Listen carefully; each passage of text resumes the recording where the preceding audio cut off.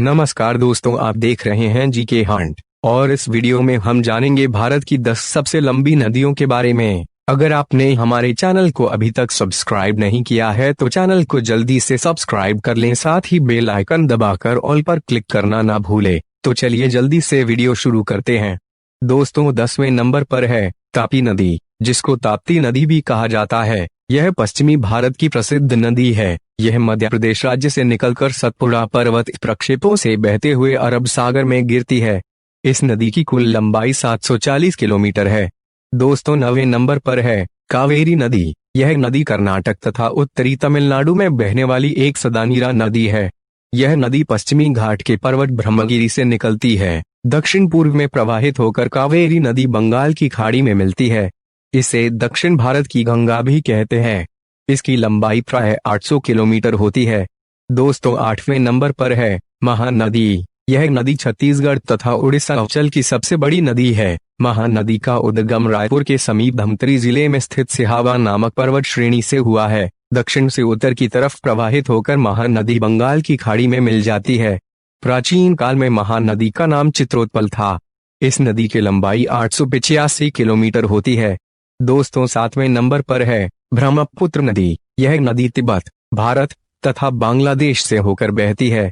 ब्रह्मपुत्र का उद्गम हिमालय के उत्तर में तिब्बत के पुरंग जिले में स्थित मानसरोवर झील के निकट होता है। तिब्बत में बहते हुए यह नदी भारत के अरुणाचल प्रदेश राज्य में प्रवेश करती है। गंगा से संगम के बाद इनकी संयुक्त धारा को मेघना कहा जाता है, जो कि सुंदरबन डेल्टा का निर्माण करते हुए बंगाल की खाड़ी में जाकर मिल जाती है। इस नदी की 916 किलोमीटर लंबाई भारत में है और इसकी कुल लंबाई 2900 किलोमीटर है।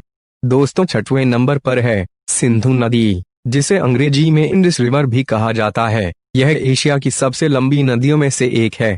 यह पाकिस्तान, भारत और चीन के माध्यम से बहती है। सिंधु नदी का उद्गम स्थल तिब्बत के मानसरोवर के निकट सिंध का बाब नामक जलधारा माना जाता है। यह पाकिस्तान की सबसे लंबी नदी और राष्ट्रीय नदी है। यह अंत में जाकर अरब सागर में मिल जाती है। इस नदी की 1114 किलोमीटर लंबाई भारत में है और इसकी कुल लंबाई 3180 किलोमीटर है। दोस्तों, 5वें नंबर पर है कृष्णा नदी। यह पश्चिमी घाट के पर्वत महाबलेश्वर से निकलती है।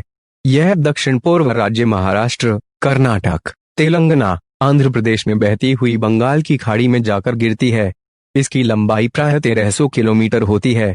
दोस्तों, 4थे नंबर पर है नर्मदा नदी, जिसे रेवा नदी के नाम से भी जाना जाता है। मध्य प्रदेश राज्य में इसके विशाल योगदान के कारण इसे मध्य प्रदेश की जीवन रेखा भी कहा जाता है। यह उत्तर और दक्षिण भारत के बीच एक पारंपरिक सीमा की तरह कार्य करती है। यह अपने उद्गम से पश्चिम की ओर 1312 किमी चलकर खंभात की खाड़ी अरब सागर में जाकर मिलती है। दोस्तों, 3रे नंबर पर आती है यमुना नदी। यह गंगा नदी की सबसे बड़ी सहायक नदी है, जो यमुनोत्री नामक जगह से निकलती है और प्रयागराज में गंगा से मिल जाती है। इसकी लंबाई लगभग 1376 किलोमीटर होती है। दोस्तों, 2रे नंबर पर है गोदावरी नदी। गोदावरी दक्षिण भारत की एक प्रमुख नदी है। इसकी उत्पत्ति पश्चिमी घाट में त्रयंबक पहाड़ी से हुई है। गोदावरी नदी महाराष्ट्र में नासिक जिले से निकलती है। इसकी लंबाई 1465 किलोमीटर है। यह नदी आंध्र प्रदेश से बहते हुए राजमुंद्री शहर के समीप बंगाल की खाड़ी में जाकर मिलती है।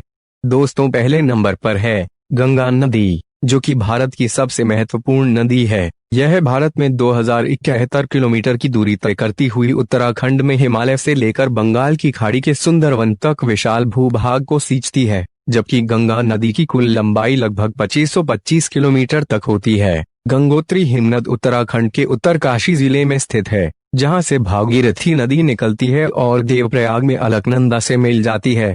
इस संगम के बाद गंगा का निर्माण होता है और जहां से यह नदी बहती हुई बंगाल की खाड़ी में शामिल हो जाती है। तो दोस्तों, भारत में तय की जाने वाली दूरी के आधार पर से ये थी भारत की 10 सबसे लंबी नदियां। अगर आपको ये वीडियो पसंद आई हो तो वीडियो पर लाइक और कमेंट करना ना भूलें। चलिए दोस्तों, मिलते हैं आपसे अगली वीडियो में।